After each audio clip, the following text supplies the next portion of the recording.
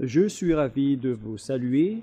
Moi, l'ambassadeur de Yahushua, Ziadia Elia, c'est moi qui entre dans votre foyer aujourd'hui dans le cadre de cet enseignement numéro 13. Et en termes de déclaration, nous sommes à la déclaration numéro 5 ou la déclaration numéro 6, car il s'agit toujours d'une déclaration. Et bien évidemment, je réitère mes salutations pour vous tous qui nous suivez depuis votre foyer, pour vous qui nous suivez depuis la radio, à la télévision, sur Internet, etc. Nous sommes donc arrivés au moment où nous serions ensemble à travers cette bonne parole. Le titre de l'enseignement est que c'est la Russie qui est le chef des extraterrestres terriens. Préparez-vous au pire. Et récemment, nous venons de voir que c'est la Russie qui est la bête et tout le monde n'y croit pas à la puissance de la Russie, car apparemment et visiblement, nous voyons que ce sont les Américains qui sont les plus puissants. Moi, je vous ai déjà enseigné qu'il ne faut pas regarder le côté visible. Il ne faut pas regarder en apparence, il faut regarder dans le côté invisible.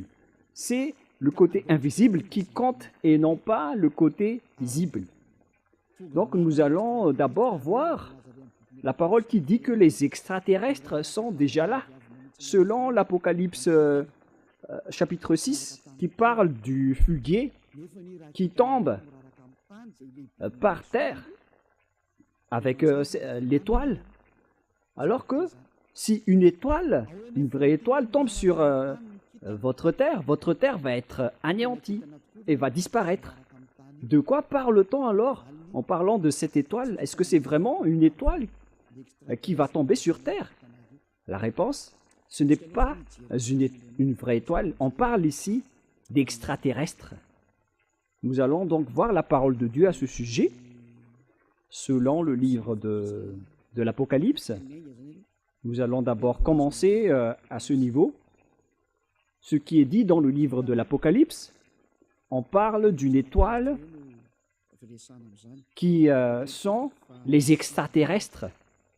C'est dans Apocalypse chapitre 9, à partir de quel verset déjà? Nous allons voir dans le verset 1 d'abord, Apocalypse 9, 1 jusqu'au 1 et 2. Et nous verrons la fin après. Donc à partir du verset 1, le cinquième ange sonna de la trompette, et je vis une étoile qui était tombée du ciel sur la terre. La clé du puits de l'abîme lui fut donnée. Et elle ouvrit le puits de l'abîme, et il monta du puits une fumée, comme la fumée d'une grande fournaise. Et le soleil et l'air furent obscurcis par la fumée du puits. Verset 3. De la fumée sortirent des sauterelles qui se répandirent sur la terre, et il leur fut donné un pouvoir comme le pouvoir qu'ont les scorpions de la terre, et etc. Mais nous allons en rester là. Ici, donc, on voit bien qu'il y a une étoile qui est tombée du ciel sur la terre. C'est clair que s'il est tombé, c'est qu'on l'a fait tomber. Il n'est pas tombé tout simplement. On l'a fait tomber sur terre. La clé du puits de l'abîme lui fut donnée à cet ange. Et elle ouvrit le puits de l'abîme.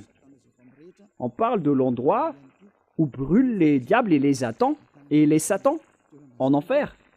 Donc, ils ont déjà été jetés dans cet endroit, dans l'abîme, où sont destinés les diables et les satans qui ont été déjà déchus par le Père Yahva et Yahushua. Et cet ange qui prend la forme d'une étoile, apparemment et visiblement, c'est lui qui dirige toutes les bêtes dans cet abîme. Et nous allons lire au verset 10 et 11. Elle avait des queues semblables à des scorpions et des aiguillons. On parle ici de la bête qui sort de l'abîme, mais on ne va pas rentrer en détail. On verra qu'elle va frapper la terre. Et c'est dans leur queue qui était le pouvoir de faire du mal aux hommes pendant 5 mois. Elle avait sur elle, comme roi, l'ange de l'abîme. Donc cette bête, cet ange va diriger ces bêtes, nommées en hébreu Abaddon et en grec Apollyon. Cet ange, donc, c'est clair que c'est une étoile. Et selon la Sainte Écriture, l'étoile s'agit d'un extraterrestre, un ange qui est tombé à terre. Et on vient donc de parler de l'étoile qui ira après, selon le livre juif, selon le Sefer Torah, ancien ou récent, ils parlent tous d'extraterrestres. D'ailleurs, il y a des bons extraterrestres et des mauvais extraterrestres, mais tous ceux qui sont sur votre terre, ce sont les mauvais extraterrestres.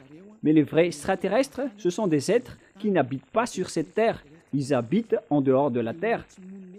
Et lorsqu'ils viennent sur terre, ils deviennent des extraterrestres, comme des invités qui arrivent sur cette terre, car ils n'habitent pas du tout sur cette terre. Ils habitent ailleurs, les extraterrestres. Et on parle ici des extraterrestres qui sont les anges traîtres. C'est pourquoi on parle des noms d'Abaddon et d'Apollyon. En hébreu, Abaddon, et en grec, Apollyon.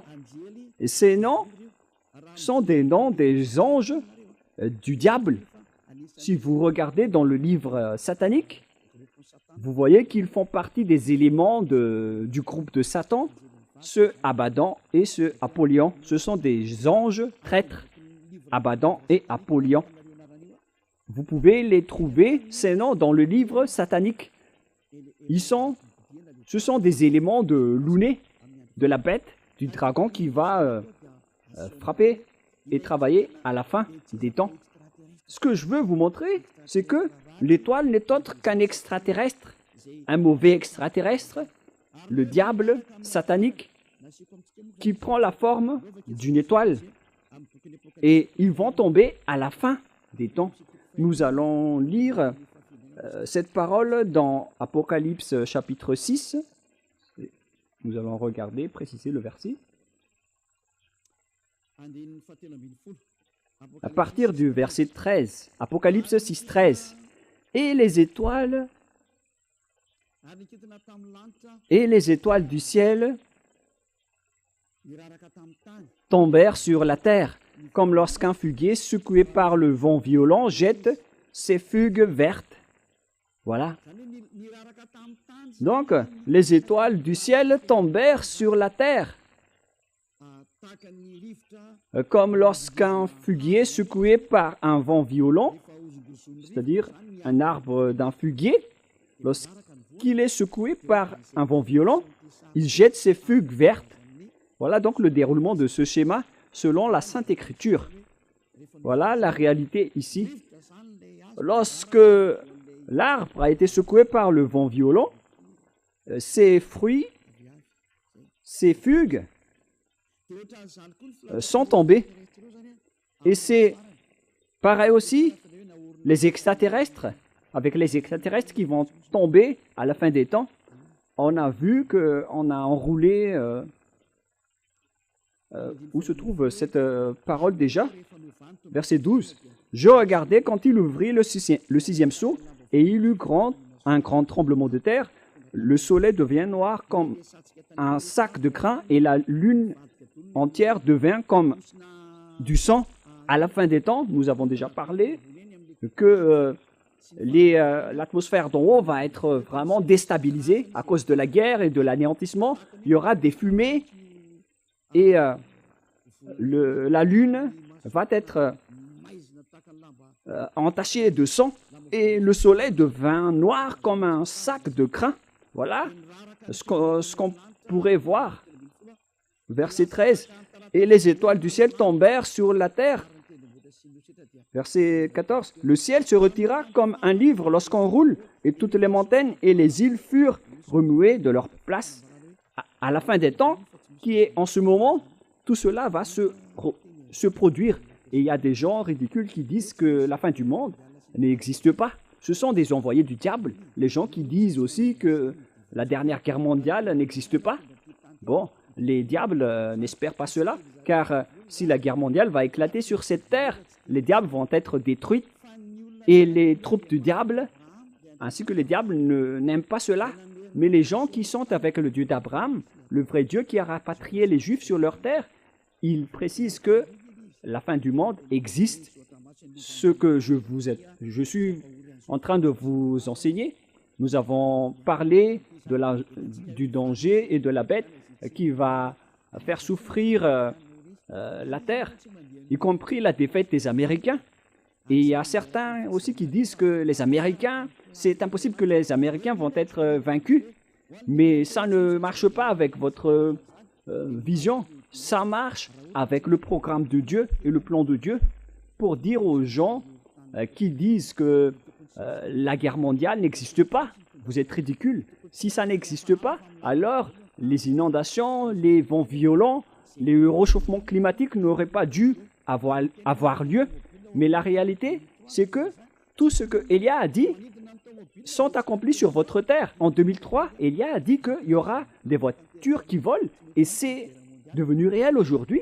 Et c'est comme cela aussi que la guerre mondiale doit être accomplie. Et elle est déjà proche de vous, l'explosion.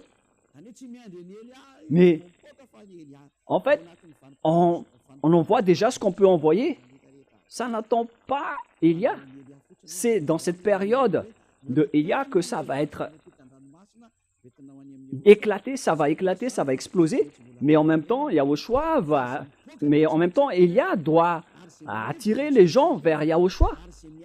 Mais tous ceux qui doivent exploser, et les guerres doivent aussi dérouler. On ne peut plus empêcher et arrêter tout cela. Et on verra la suite.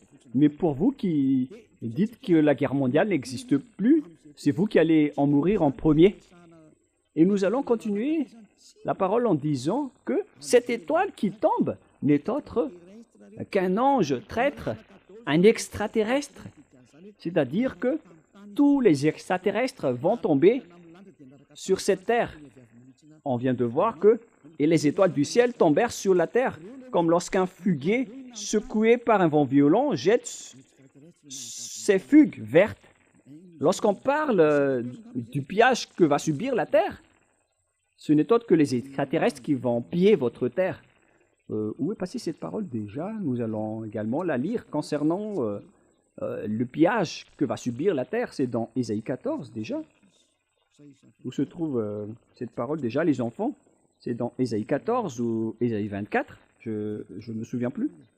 C'est le chapitre 24, je pense. Nous allons en préciser, voilà. La voilà. Ésaïe 24, verset 1. Voici, Yahva dévaste le pays et le rend désert. Votre terre va devenir comme un désert et aucune force, aucun humain ou aucun pouvoir ne peut contester cette parole, les enfants. C'est vrai. Mais les envoyés du diable disent le contraire. Ils disent le contraire. Ils en bouleversent la face et en dispersent les habitants. Et il en est du sacrificateur comme du peuple, du maître comme du serviteur, etc.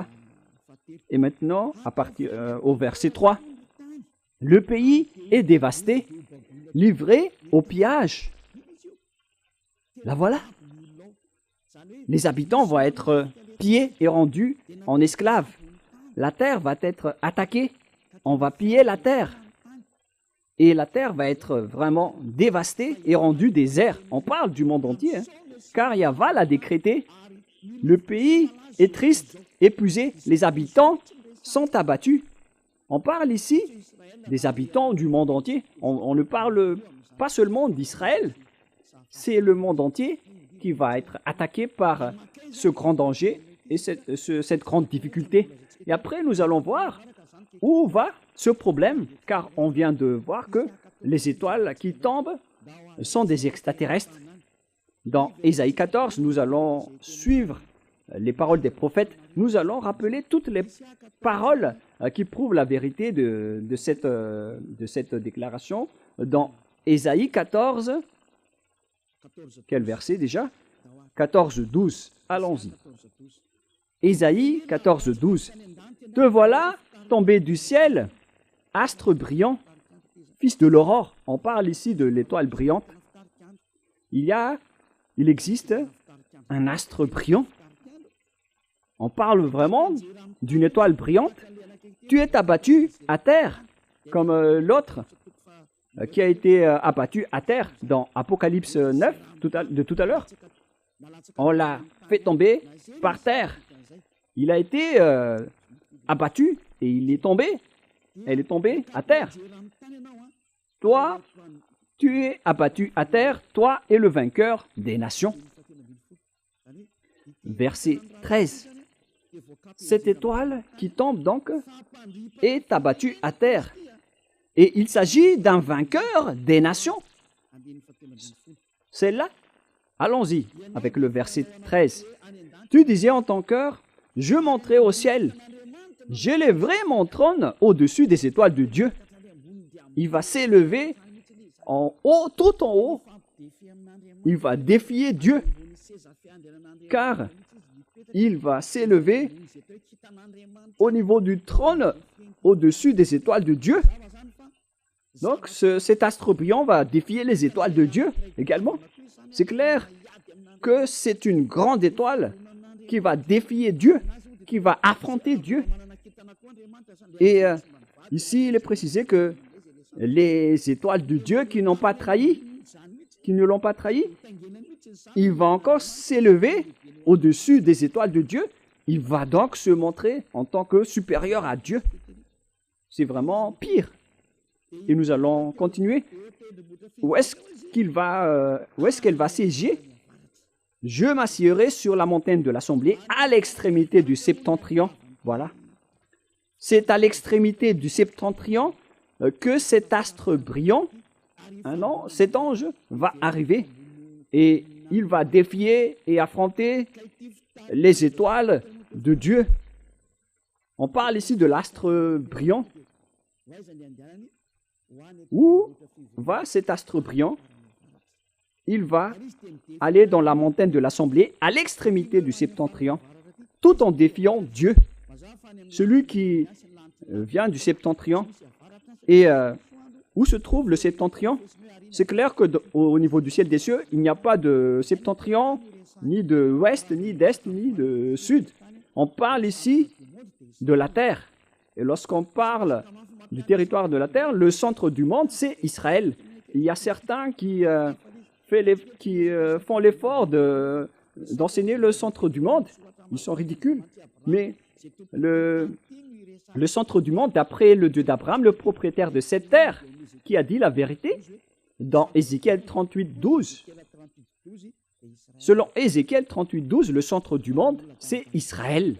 Mais ce sont les gens qui ont des mentalités folles, qui disent qu'il existe d'autres centres du monde, mais on ne rentre pas en détail. Ici, on voit bien qu'il va monter sur le sommet des nuées en défiant Dieu.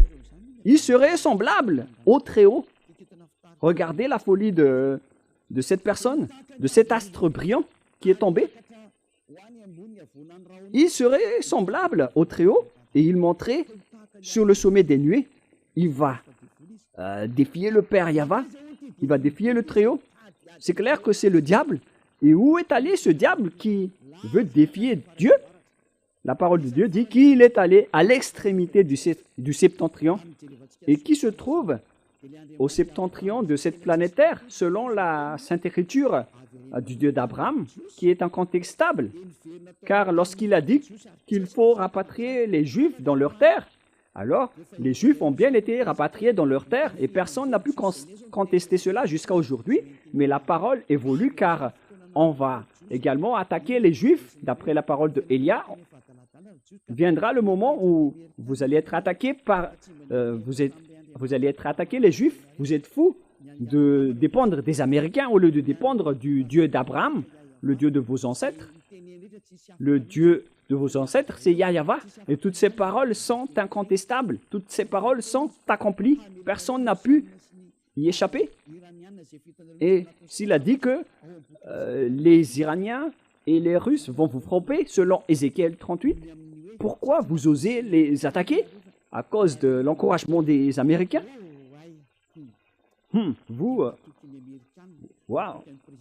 Pourquoi vous faites confiance aux Américains avec leur président, qui est Donald Trump, qui vous a dit de lui faire confiance au lieu de faire confiance au Dieu de vos ancêtres, le Dieu d'Abraham?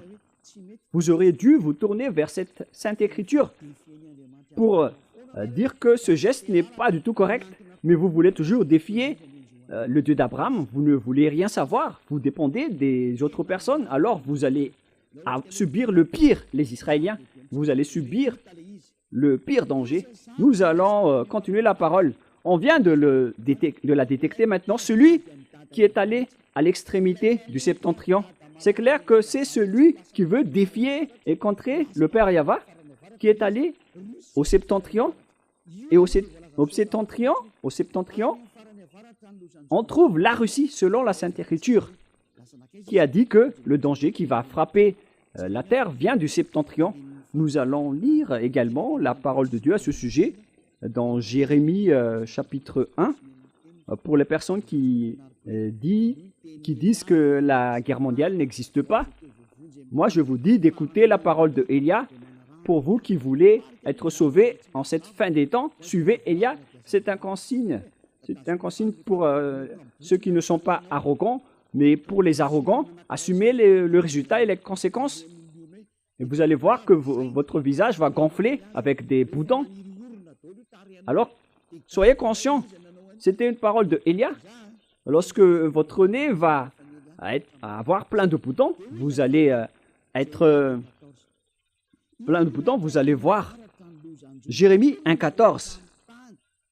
Et Yahweh me dit, c'est du septentrion que la calamité se répandra sur tous les habitants du pays. Le danger va sortir d'où? Ce n'est pas du sud, ni de l'est ou de l'ouest, mais du septentrion, à l'extrême nord.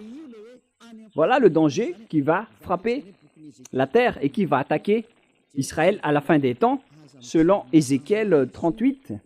C'est pourquoi je vous dis toujours de ne pas regarder en apparence, ne regardez pas le côté visible, en disant que ce sont les Américains qui sont les plus puissants. Vous regardez en apparence seulement. C'est pourquoi les personnes ont été...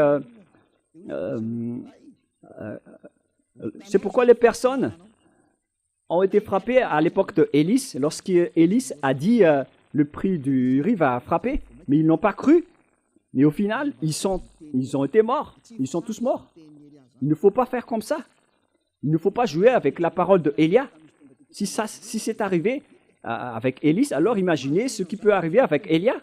Regardez l'ancienne histoire de Élia.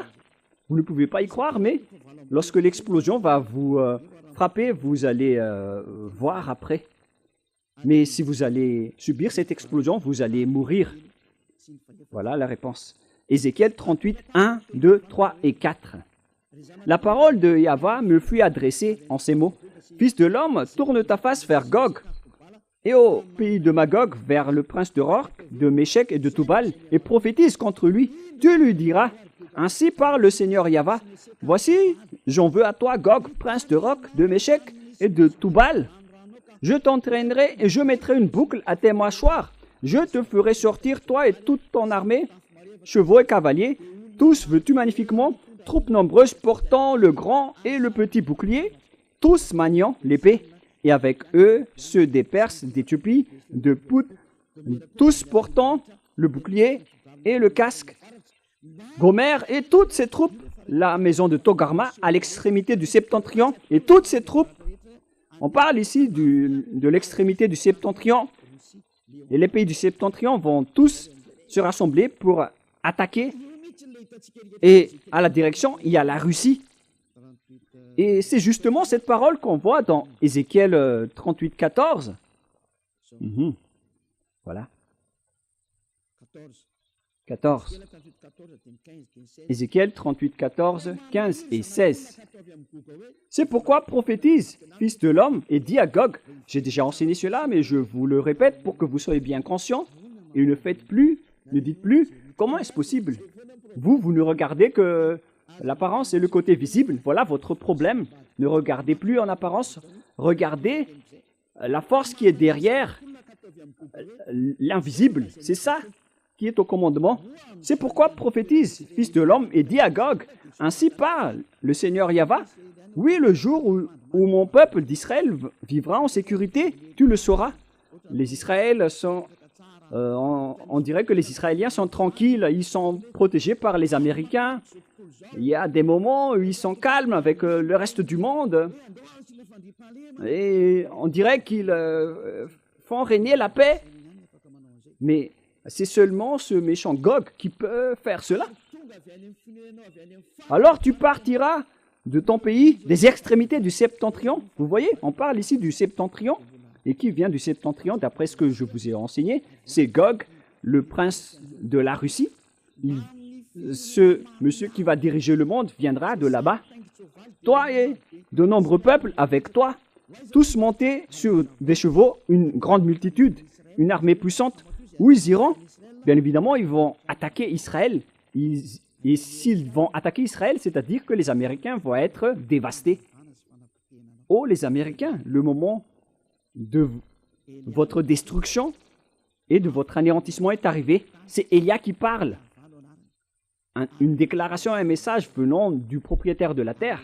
Il s'appelle Yahva et son fils préféré s'appelle Yahushua. Et son envoyé, c'est Élia.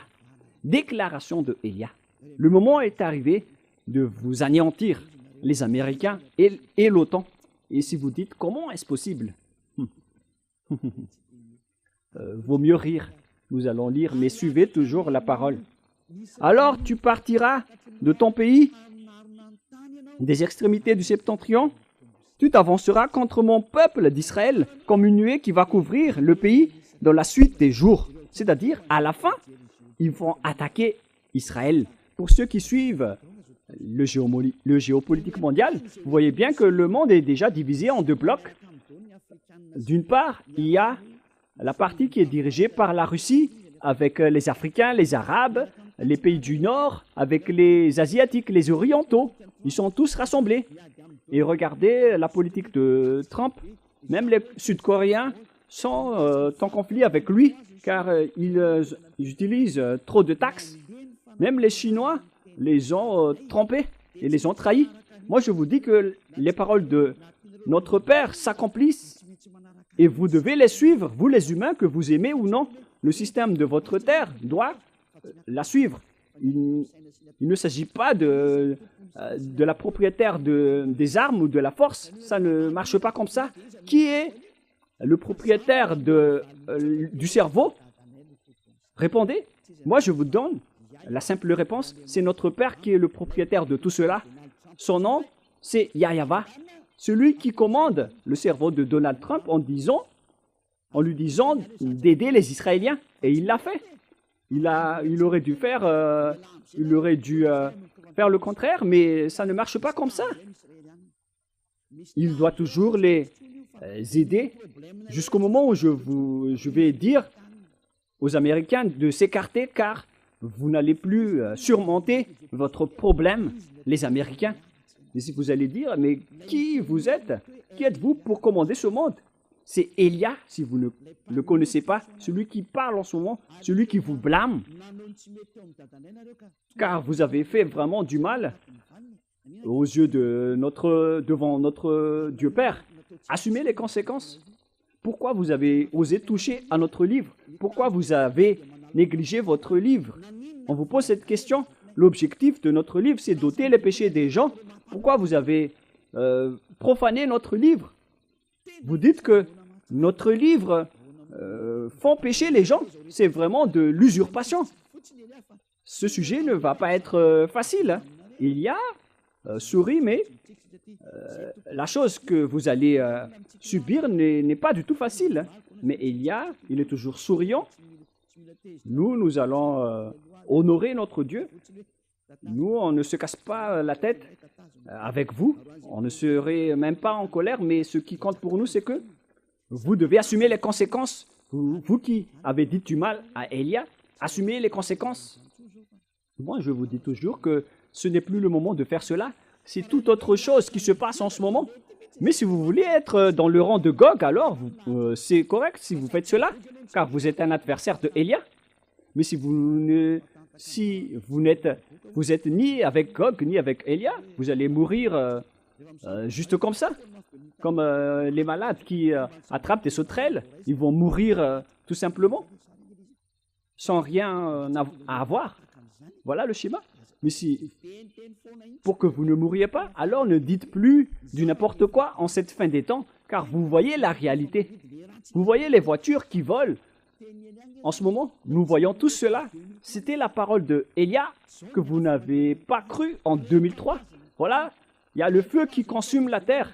La terre brûle automatiquement, ainsi que les voitures. Toutes les choses brûlent automatiquement.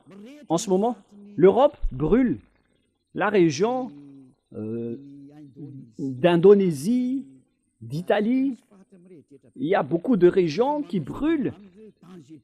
Et ils font des déclarations de danger avec les volcans qui vont gravement exploser.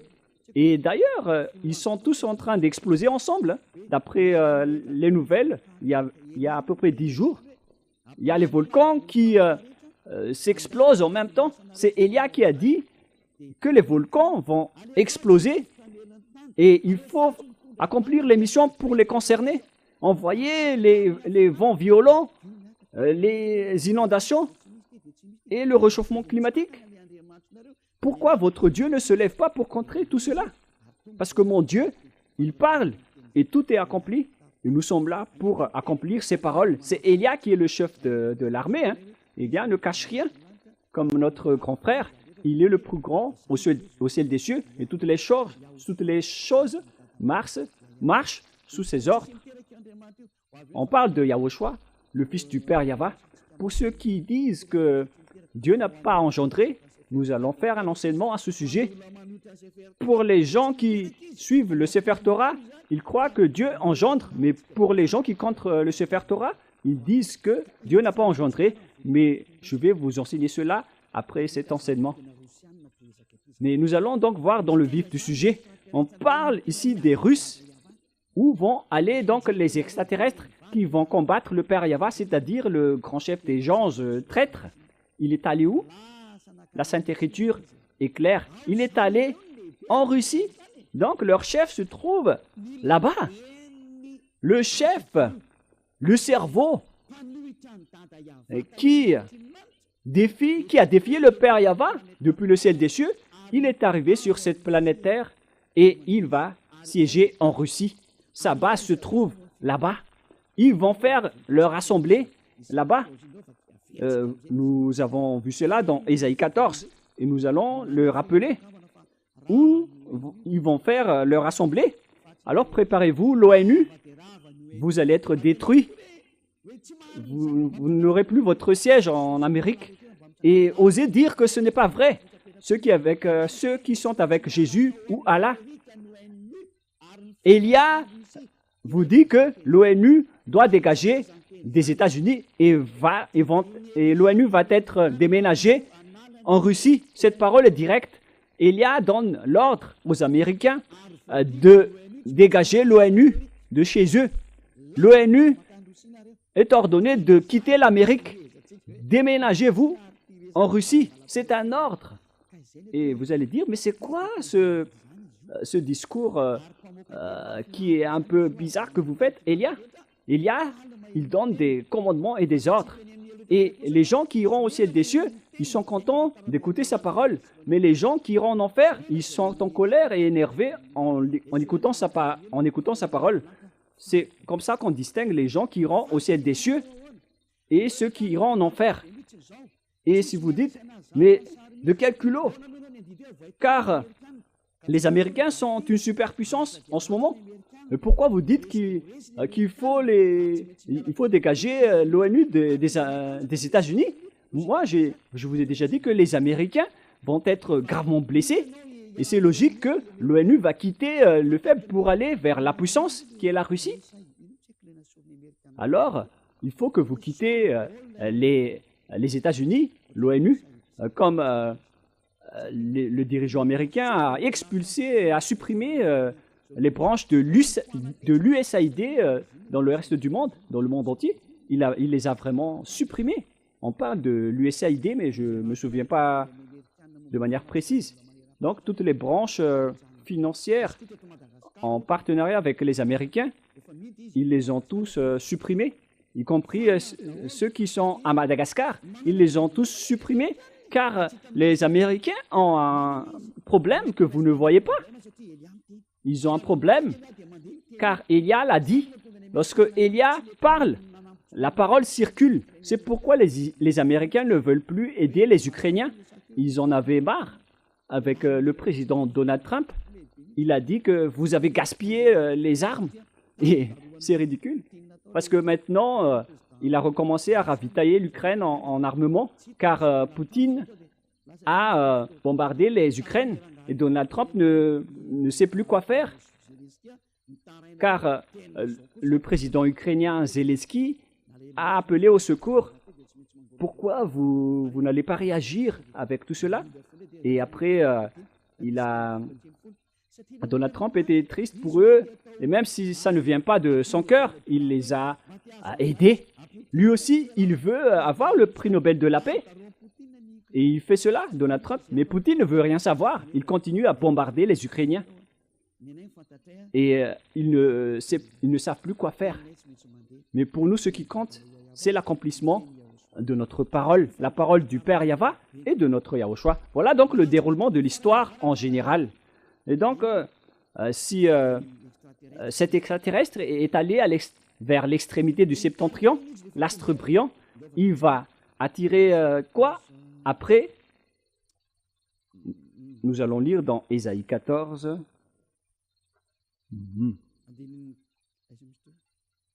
C'est où déjà? Ésaïe 14, 13. Ésaïe 14, 13. Tu disais en ton cœur, je monterai au ciel, j'élèverai mon trône au-dessus des étoiles de Dieu, je m'assiérai sur la montagne de l'assemblée, à l'extrémité du septentrion. Voilà. Il va siéger à l'extrémité du septentrion en Russie. Il va implanter un grand palais en Russie. L'histoire va se transformer après l'arrivée de Gog. Gog est arrivé, l'astre brillant, le Dieu qui a défié le Père Yahva. Et il va siéger en Russie. La question qui se pose, qui a donné la technologie aux Américains et aux Russes, qui sont les plus grands, avec la création des bombes nucléaires, des bombes atomiques et tous les autres armements, jusqu'aux technologies des avions invisibles. Un avion qui vole presque invisiblement. Il y a un terme qui le décrit, mais j'ai oublié. Mais lorsqu'il se déplace, on le voit presque pas. Voilà. Voilà. C'est un avion furtif. Voilà l'appellation. Lorsqu'il vole, il est en vol. Il est presque invisible. Il est indétectable par les yeux et par les radars alors qu'il vole au-dessus de votre tête. On parle d'un appareil, d'un avion furtif. Voilà, à peu près comme cela. D'où viennent toutes ces technologies? Qui a donné tout cela? Voilà ce que je vous ai parlé. Ce sont les extraterrestres qui ont donné tout cela. Nous allons rappeler un peu l'histoire. Voilà le déroulement de cette chose. Même les dirigeants et les présidents américains ou russes ne le savent pas. Je vais vous les dévoiler. Si vous ne les avez pas dans vos archives, je vais vous les raconter. Voilà le schéma. Les extraterrestres ont fait un accord avec les humains, avec Luné, leur président, le plus grand des diables. Il s'appelle Luné. Et Luné a fait tout le programme pour anéantir et détruire la Terre. Car lorsque ils étaient en colère contre le père Yahva et Yahushua, il a décidé de détruire la terre. Et il a projeté de transformer les humains en diables. Et la terre possède un propriétaire qui est le père Yahva et Yahushua qui a façonné toutes les créations. Le pouvoir et la conscience vient du père Yahva, mais c'est Yahushua qui a tout façonné après. Et après la création de la terre a été anéantie par les diables. Et après est venu le moment où Yahushua a sauvé la terre. Et le père Yahva l'a accepté. Lorsque Yahushua a été crucifié, les gens ont été restaurés auprès du père Yahva. Mais les imbéciles, les méchants de diable n'ont pas accepté. Ce ne sont que des assassins. Et voilà. Ils ont tout fait pour tromper tous les humains pour qu'aucun d'eux ne soit sauvé. Par exemple, si vous allez à l'église, vous cherchez les moyens pour que vous ne serez plus pécheurs. Car Dieu a dit qu'il n'écoute pas les pécheurs, alors que toutes les églises que vous fréquentez, ce sont toutes des églises qui n'ôtent pas les péchés et qui produisent, au contraire, des péchés. Plus vous fréquentez ces églises, plus vous faites du mal. C'est de la réalité. Pourquoi tout ça est arrivé? C'est à cause du plan du diable, le plan de Luné. On vous incite de prier, mais vous n'êtes pas du tout ôté de vos péchés. On vous a trompé. Et une fois que Élia est arrivé pour vous prêcher la vérité, aucun de vous ne veut m'écouter. Alors que vous voyez bien votre objectif avec moi. Quel est votre objectif? C'est d'être ôté de vos péchés. Alors que les religieux et votre Église, ils ne vous délivrent pas du péché. Au contraire, ils vous rendent pécheurs. Moi, au contraire, je vous ai enseigné l'ôtement du péché. La question qui se pose, pourquoi vous ne me suivez pas alors que c'est l'objectif d'aller à l'église? Vous n'avez rien vu à ce sujet là-bas, mais les gens qui m'ont suivi ont vécu tout cela. La question qui se pose, pourquoi vous n'avez pas décidé de suivre Élia? Répondez-moi à cette question. Voilà ma réponse pour vous. À cause de votre arrogance, vous avez été attiré par Luné. Le plan de Luné, c'est de détourner la mentalité et la conscience, la raison des gens pour qu'ils n'écoutent jamais la vérité. Et ça a marché. Jusqu'à maintenant, vous ne m'écoutez pas, alors que l'église que vous fréquentez ne vous a jamais délivré du péché jusqu'à aujourd'hui, alors que le livre qui est entre vos mains dit qu'il ne faut plus jamais pécher. Ce livre dit que celui qui pêche n'a jamais vu et n'a jamais connu Dieu. Le livre que vous tenez dit que Dieu n'écoute pas les pécheurs. Mais vous ne voulez rien savoir à toutes ces paroles. Vous dites toujours que Dieu pardonne, Dieu comprend, il faut juste se repentir et ça marche. Vous voyez bien que votre anéantissement est logique, car Dieu n'a jamais dit cela. Il a dit, ne péchez plus. Mais c'est votre religieux qui n'est pas délivré de ses péchés. Il ne sait plus rien faire. Il vous trompe, il vous manipule, les prêtres et les pasteurs. Et vous acceptez aussi leur folie. Et vous traînez, vous enchaînez. Vous êtes enchaînés à eux. Alors que le vrai livre dit qu'il ne faut plus jamais pécher. Mais au contraire, vous êtes pécheurs jusqu'à la fin. C'est-à-dire que vous avez été trompés par le pasteur et les prêtres. Ils vous ont bien eu et vous allez être jetés en enfer. Une fois que vous allez quitter cette terre, vous irez en enfer. Car vous profanez et vous dénigrez cette parole, cette vraie parole. Et vous n'échapperez pas au jugement. Même les prêtres et les pasteurs, ils vont être jugés de manière atroce. Alors ne mourrez pas mon père est pasteur. Les morts ne peuvent plus revenir, même s'ils disent, ils supplient de revenir sur cette terre pour dire aux humains que c'est grave ce qu'ils subissent, mais ils ne peuvent plus revenir. Maintenant, c'est au tour de Élia de vous dire, mais si vous n'écoutez pas, tant pis pour vous. Je vous ai déjà tout dit. Je représente le ciel des cieux pour vous prêcher Yahushua. Mais si vous n'écoutez pas, alors ne mourrez pas. Vous irez en enfer. Vous allez être terrifiés devant le grand jugement, même devant le tribunal d'Anous pour aller dans la prison de Siafa. Vous avez peur. Et imaginez le grand jugement de la vie éternelle que vous allez subir. Dites, sachez que vous avez déjà attrapé par l'ouné. Qu'est-ce qui est dit dans la Bible? Les humains vont utiliser le fusil pour tuer et pour tirer sur Yahushua.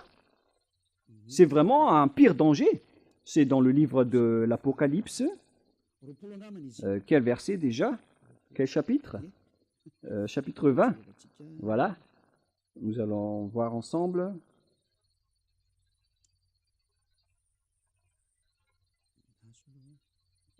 Patientez un tout petit peu.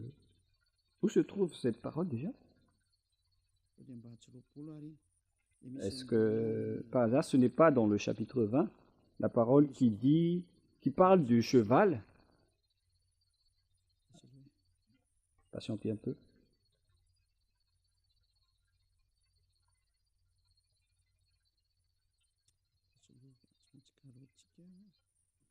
Nous allons bien chercher. Apocalypse 19, 11. C'est le chapitre 19.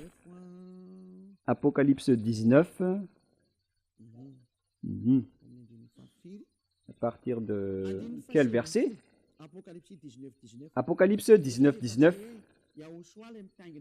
Ici, on voit Yahushua qui est monté sur le cheval blanc. Apocalypse 19, 11. Puis je vis le ciel ouvert, et voici parut un cheval blanc. Celui qui le montait s'appelle fidèle et véritable, et il juge et combat avec justice. Celui qui le montait s'appelle fidèle et véritable, et il juge et combat avec justice. Ses yeux étaient comme une flamme de feu. Sur sa tête étaient plusieurs diadèmes.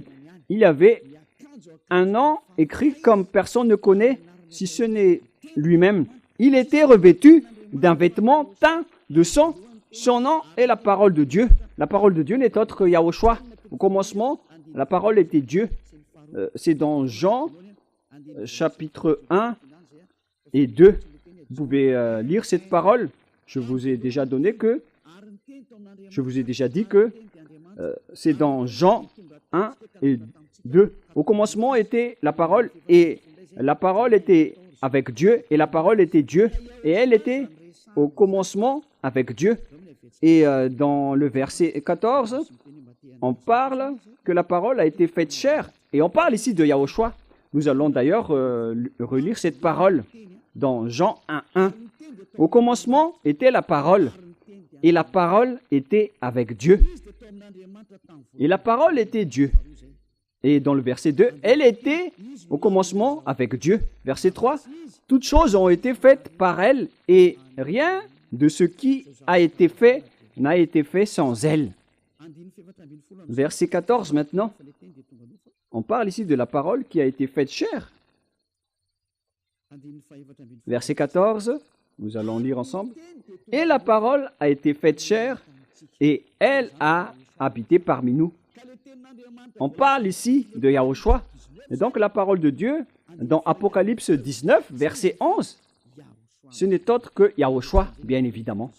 Nous allons maintenant revenir vers l'Apocalypse 19. Apocalypse 19, 11, selon la parole de Dieu.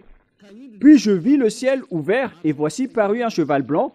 Celui qui le montait s'appelle fidèle et véritable, et il juge et combat avec justice, etc. Voilà la parole de Dieu. Verset 13. Et il était revêtu d'un vêtement teint de sang. Son nom est la parole de Dieu. Son nom est la parole de Dieu, alors que la parole de Dieu n'est autre que Yahushua. celui qui montait le cheval blanc. Le cheval blanc est déjà sorti, il est déjà en route, il continue à avancer.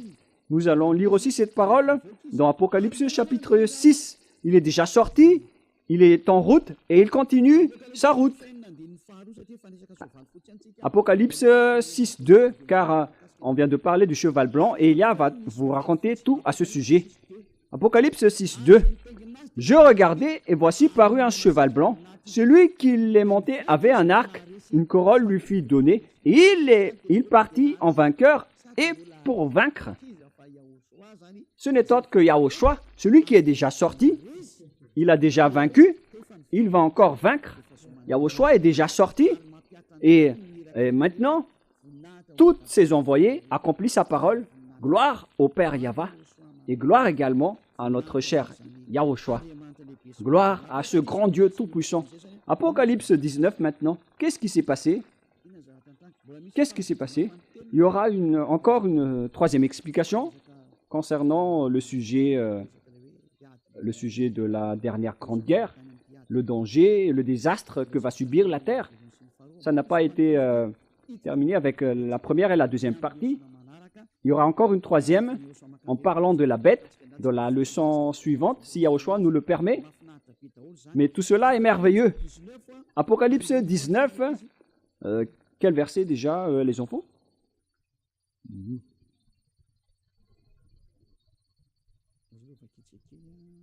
Nous allons lire ensemble. Verset 19, Apocalypse 19, 19. Et je vis la bête et les rois de la terre et leurs armées rassemblés pour faire la guerre à celui qui était assis sur le cheval et à son armée. Oh mon Dieu! Ils vont combattre celui qui est à cheval blanc, les rois de la terre et son armée. C'est-à-dire que les humains vont défier et combattre Yahushua. C'est pour dire que ce schéma est vraiment mauvais. C'est vraiment un mauvais schéma. Donc la réalité, les gens, dans le cas de cette fin des temps, les diables, avec les humains qui ont été créés par Yahushua, ils vont se rassembler pour utiliser l'arme pour persécuter Yahushua, comme lors de la crucifixion. C'est le même schéma, mais maintenant, ce sont les humains qui ont été transformés pour porter après des fusils et des armes pour combattre Yahushua. Ce sont vraiment des méchants. Ils provoquent vraiment la colère de Yahushua. Car maintenant, ce sont les créations qui vont défier le Créateur. Quel humain peut défier le Créateur qui vient d'en haut? Car Yahushua va monter le cheval et il va débarquer dans l'atmosphère. Et comment, en tant qu'humain, vous pouvez le tuer, le fusiller? Comment osez-vous le combattre? Mais cette mentalité est vraiment grave. Mais c'est quel genre de mentalité que les gens ont eu pour qu'ils osent fusiller leur Créateur? La raison est simple. C'est pourquoi Élia est là.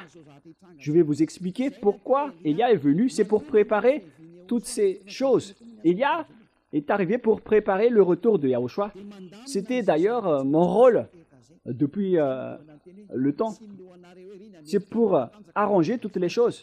C'est pourquoi je vous dis que ce ne sont pas avec les forces des Américains. Ça ne marche pas comme ça. Ça marche avec tout ce qui est écrit. Élia est arrivé pour vous dire votre chemin. Mais ne dites pas du n'importe quoi en disant que ce sont les Américains et le pape qui est là, ou le pape qui est la bête. C'est Jésus qui a dit cela. Jésus n'a rien dit de vrai. Si Jésus a dit la vérité, vous aurez déjà dû être ôté de vos péchés. Mais si aucun de vous n'est ôté de vos péchés, sachez que c'est une parole du diable. Soyez conscients. Mais voilà la suite. Il y a la chose que Louné, le diable satanique, a fait, c'est de détourner la raison des humains. Et pour détourner la raison des humains, ils ont dû envoyer leurs envoyés pour transformer tous les humains en race diabolique, en race de diable. Voilà leur plan. Ils vont transformer les humains en bêtes pour qu'ils ne connaissent plus leur Dieu créateur. Ils ont transformé les humains. Et qu'est-ce qu'ils ont fait? Puisqu'ils ne pouvaient pas entrer sur votre planète Terre, surtout en cette fin des temps. La preuve, c'est que lorsqu'ils étaient entrés ici, au commencement, le Dieu Père Yahweh a envoyé le déluge. Lorsque les diables s'est accouplé avec les humains, et ils ont engendré des Néphilim. Le Père Yahweh était gravement en colère. Il n'acceptait pas du tout. Et il a envoyé le déluge à l'époque. Et après, ils n'ont plus suivi ce schéma, car ils connaissent que le Père Yahweh va être gravement en colère. Ils ont changé de plan. Ils ont dit aux humains de faire contrat avec eux en prenant un choix. Et les humains ont fait encore une fausse route avec ce plan des diables.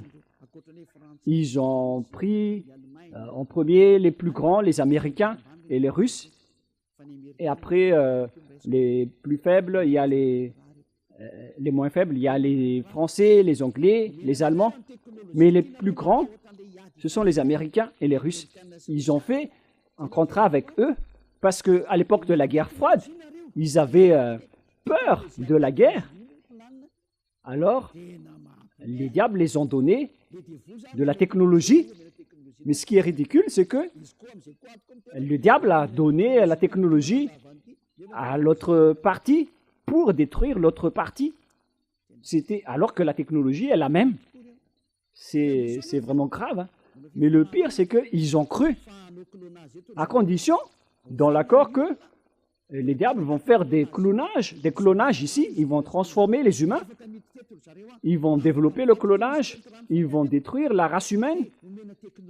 Et en contrepartie, dans le contrat, les humains vont être dotés de technologies, notamment les avions furtifs, les bombes atomiques, tout ce que vous voyez en ce moment en termes de technologie qui avance à grande vitesse. Ce qui est pire, c'est que les humains avancent dans les technologies qui contre Dieu en ce moment. C'est la preuve que la fin est là. La fin de votre histoire est arrivée. Vous faites du n'importe quoi. Pourquoi vous avez créé les intelligences artificielles? Vous êtes en train de défier le Père Yahweh avec les intelligences artificielles. Vous prenez la place du Créateur. Moi, j'ai vu que les Chinois font jouer leurs robots au ballon, au football. Ce schéma n'est plus normal. Vous êtes en train de défier le Créateur, mais vous n'y arriverez jamais. Même Lounet a cherché les moyens de le faire, mais il n'est jamais arrivé, car il ne peut jamais créer le souffle et l'esprit. Avec la chair, il peut réussir, mais Lounet ne peut jamais créer le souffle de la vie et de l'esprit. C'est la spécialité seulement du Père Yahweh. Mais il va résister, il va essayer de combattre jusqu'à la fin. Et au final, ils ont fait un accord avec les Américains, les Russes, en contrepartie des technologies. Les Américains et les Russes ont des technologies sophistiquées, mais ils font semblant de rien avoir. Et le pire, c'est que le président russe doit être attiré par ses mâchoires pour sortir.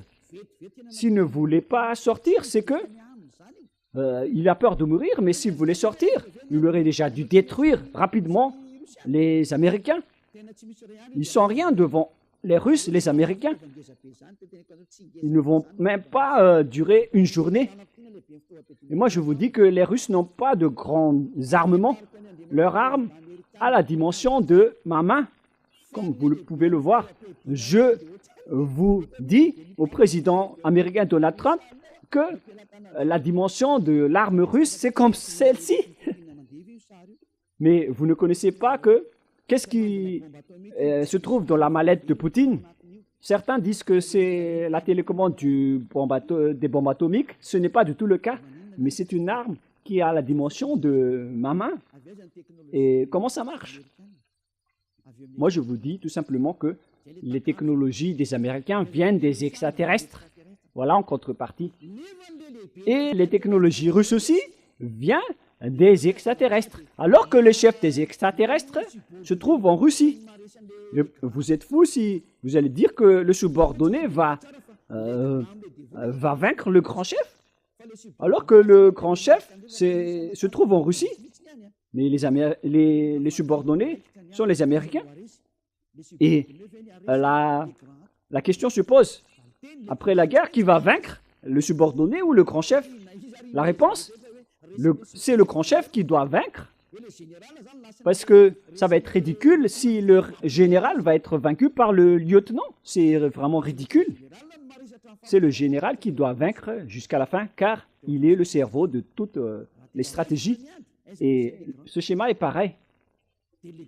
Lorsque la guerre va éclater, on doit voir où se trouve le grand chef. Le grand chef se trouve en Russie et non pas en Amérique.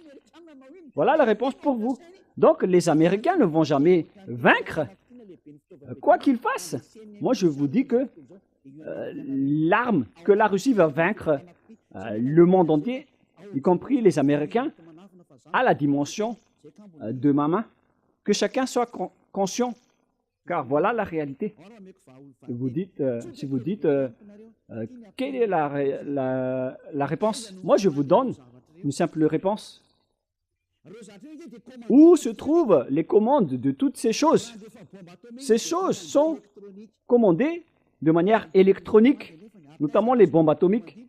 Alors, d'où viennent ces commandes? Elles viennent des extraterrestres. Et le chef des extraterrestres se trouve où? En Russie. Et mesurer après le pouvoir des Américains. Et mesurer aussi le pouvoir des Russes. La source vient toujours du grand chef, c'est-à-dire la Russie. C'est simple comme dire bonjour. Alors, où se trouve la source de ces armes? Ces armes viennent des extraterrestres. Donc, ils ont réussi car ils ont réussi à tromper les humains. Premièrement, la première tromperie, c'est avec les gens qui ne veulent pas se repentir pour être ôtés des péchés. Et vous en faites partie, car vous voyez les enseignements, vous voyez les témoins, que ceux qui sont avec nous sont vraiment ôtés des péchés. Pourquoi vous ne vous rapprochez pas? C'est que vous êtes déjà devenus des amis du diable. Ils vous ont déjà attrapés, vous êtes dans leur filet, vous êtes leurs esclaves. Vous allez faire leur folie et vous allez fusiller à vos choix. Après son retour, vous allez regretter, mais vous devez prendre ce chemin. C'est pour dire qu'ils ont réussi les diables, car tout le monde entier, tous les habitants de la planète Terre sont engloutis par eux. Personne ne peut les battre, car ils vous dirigent au niveau de votre cerveau. Ils vous donnent des ordres. La preuve, vous ne voulez pas écouter cette vérité. Combien d'années vous fréquentez vos églises? Mais à quel moment vous étiez ôté de vos péchés? Jamais. Maintenant, vous faites un mensonge. Après que Élia est arrivé, vous osez dire que vous aussi, vous ne péchez plus. Encore une fois, vous avez commis un péché. Vous avez encore tué, encore une énième fois, votre esprit. Vous le jetez encore une fois en enfer. Regardez le schéma. Le diable vous a attiré pour fusiller votre Dieu créateur et vous n'êtes plus conscient. Maintenant, c'est logique si vous allez fusiller votre créateur, car on est en train de vous dire que votre église, votre pasteur et votre prêtre ne délivrent pas des péchés. Vous n'avez aucun espoir. Alors, pourquoi vous restez encore dans ces endroits? On vous dit que Dieu n'écoute pas les pécheurs. Alors, qui vous écoute dans votre église? C'est le diable, mais vous ne voulez rien savoir. Et ça va être pareil au retour de Yahushua. Vous allez oser le fusiller. Et là, c'est les humains. Voilà le schéma atroce que vous allez subir. Imaginez le colère du Créateur lorsqu'il va revenir. Vous faites partie de ceux qui l'a rendu en colère, car On vous a appelé, vous ne voulez pas entrer, alors vous méritez d'être consumé en enfer. La parole de Élia se termine. Le sage voit le danger et se cache, mais le vous avance et le regrette. Que chacun soit conscient. Voilà la réponse de la parole. Les Américains ne vaincront jamais la Russie. Visiblement, on peut voir que c'est vrai, mais ce n'est pas du tout le cas. C'est pourquoi les Américains ne veulent pas défier la Russie. Ils font semblant de protéger les Ukrainiens, mais ils ne veulent jamais défier la Russie. Mais les humains ne connaissent rien de cette histoire. Vous êtes dépassés à ce sujet, alors que c'est la vérité du côté invisible. C'est pourquoi je vous dis, ne regardez pas le côté visible, regardez le côté invisible. Nous, on regarde du côté invisible et on vous partage, à vous les humains, ce qu'on peut vous partager. Élia vous partage cela. Mais tout ce qui nous concerne, on ne va jamais vous les partager car la fin et l'anéantissement de la terre est déjà là. Tous ceux qui veulent écouter Élia, ils peuvent écouter, mais ceux qui ne veulent pas écouter, alors tant pis pour vous et assumez les conséquences. La parole se termine, mais cependant, je vous souhaite toujours le meilleur pour que vous vous rapprochiez de Yahushua. Sauvez votre esprit, ne le tuez plus, ne soyez plus arrogant. Prions ensemble. Merci, Père Yahva, pour cette parole. Merci pour ces messages, pour ces avertissements et ces corrections sur ceux qui vont arriver. Alors, où est-ce que vous allez choisir? Tu donnes encore les consignes et les conseils. Père Yahva, ce sont la dernière partie du salut. Il n'y a plus rien à recevoir, sauf ce qu'on peut encore sauver, Père Yahva. Gloire à toi. Faites en sorte que les personnes conscientes puissent écouter et soient revenues vers toi. Père Yahva, gloire éternelle à toi. On va accomplir ton programme et toutes tes paroles rapidement. Au nom de toi, Yahushua, je fais toutes ces paroles et toutes ces prières. Alléluia. Amen. Et donc, je vous souhaite à tous d'être bénis par Yahushua. À la prochaine. Au revoir tout le monde.